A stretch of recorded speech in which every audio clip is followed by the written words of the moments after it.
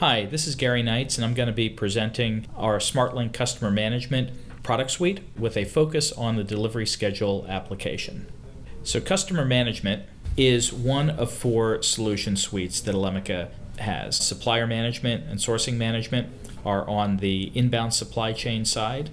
Logistics management is to manage road, ocean, and rail transportation. And customer management, which is the topic today, is really focused on inbound order fulfillment. Elemica helps manage customer variation. We allow customers to work in their business system, customer service works in their own business system, and what we do is we harmonize and standardize across the various channels. We give the supplier a single technical channel to manage from Elemica into their systems. IT can focus on running the SAP, the ERP system, and what Elemica does is we harmonize the various signals that customers send and we translate them into ERP processable orders. So you can see that customers might send orders as email, EDI XML, railcar movements, inventory movements, and delivery schedules. These are all different signals that can be very difficult to process directly into an ERP system.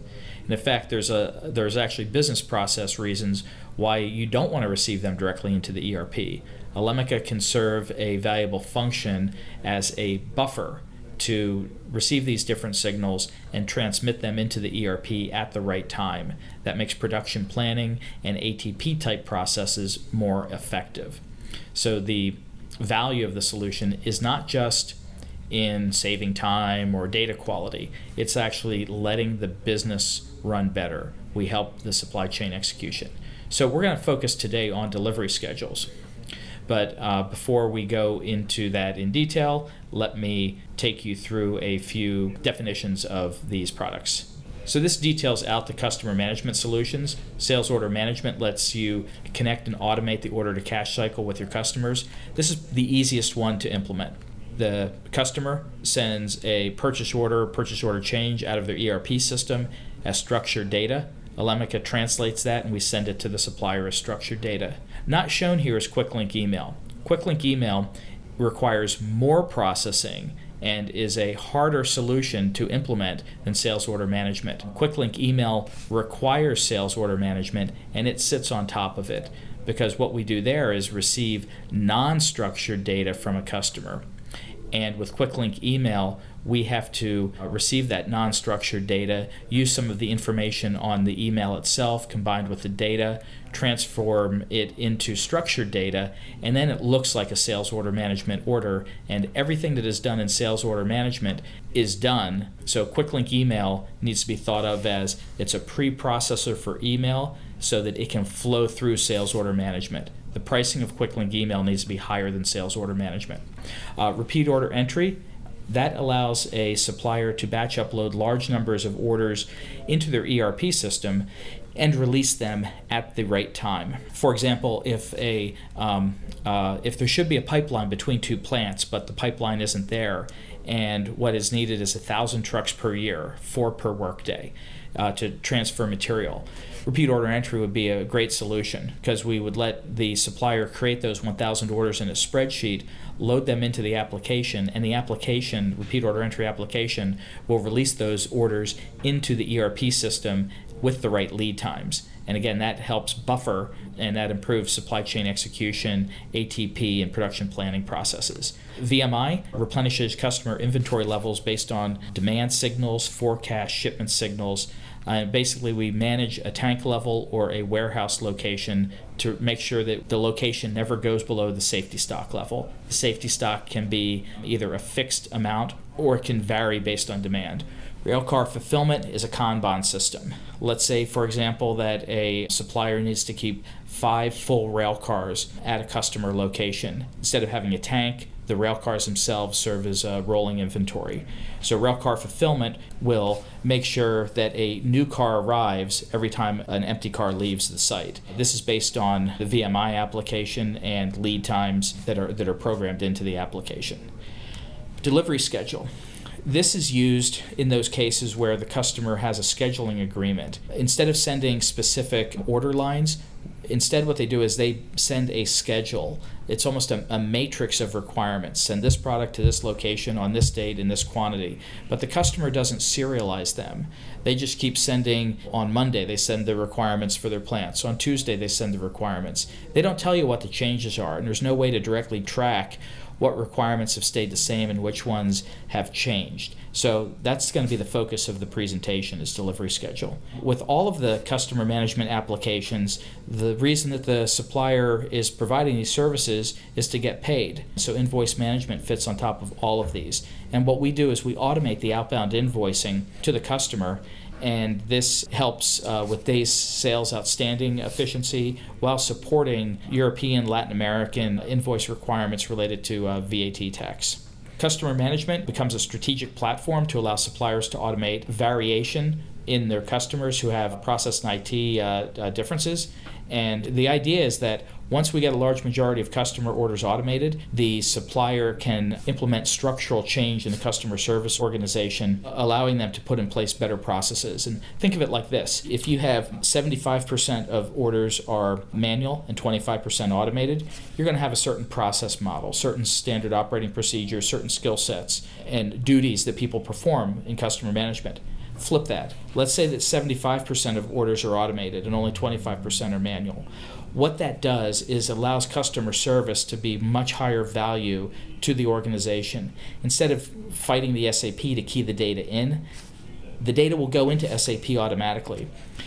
Now customer service can focus on higher value, more fulfilling tasks like managing the supply chain, tolling operations, arranging for transportation, expediting orders that have problems, upselling, cross-selling their customers. Most CSRs that I've spoken to actually are not afraid of automation. They welcome it. They have too many things to do and they want to focus on the higher value tasks. If you would have asked the same question back in 2001, people would have been afraid of the technology. But what we see now is that CSRs actually welcome it because they've been leaned out due to the major recession that we had, and now they're looking at ways to increase value. So our vision for customer management is the first level is we want to have the correct product going to the right location on the right date.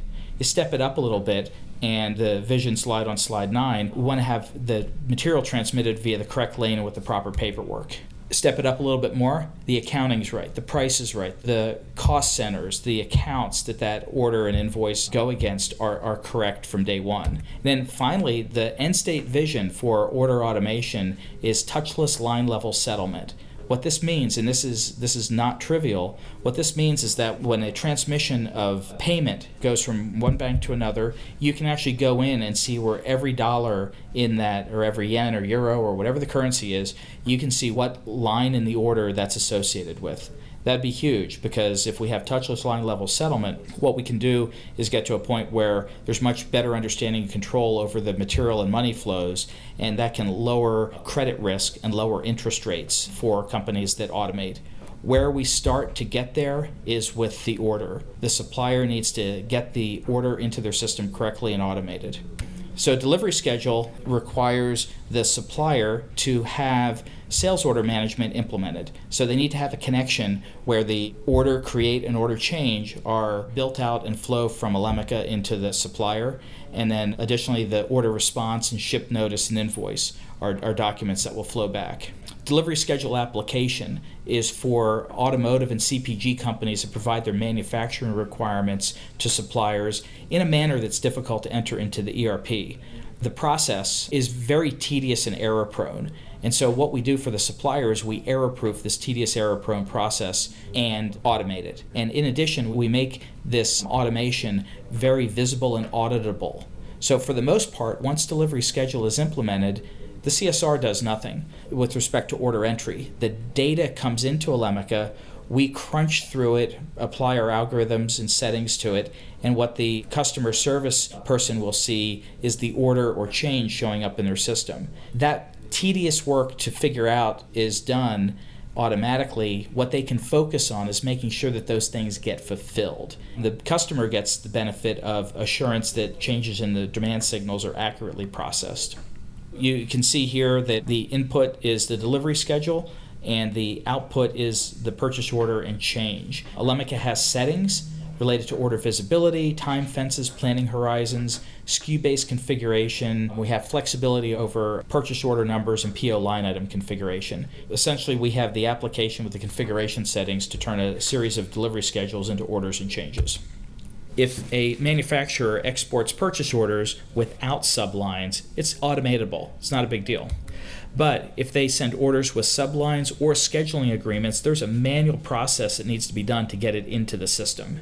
This is made even more difficult by the fact that there's multiple formats and versions that delivery schedules come in on, ranging from GUSI to VDA to Edifact. So you have the combination of a hard-to-understand data set combined with the different languages. This increases the manual activity and confusion. When we automatically receive that data into the system, we basically present it in an interface so that if you want to understand what's going on, if you want to audit, you have it right there. If you look at the information on the bottom of slide 35, you can see starting at the left, the import date. This order was imported on October 12th of 2013.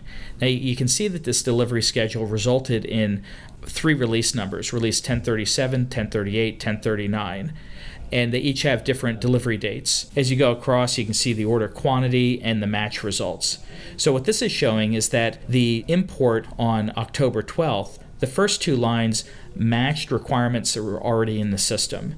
And you can see the order doc ID is the document ID assigned by the system. You can see the order create date. You see the first requirement has been changed.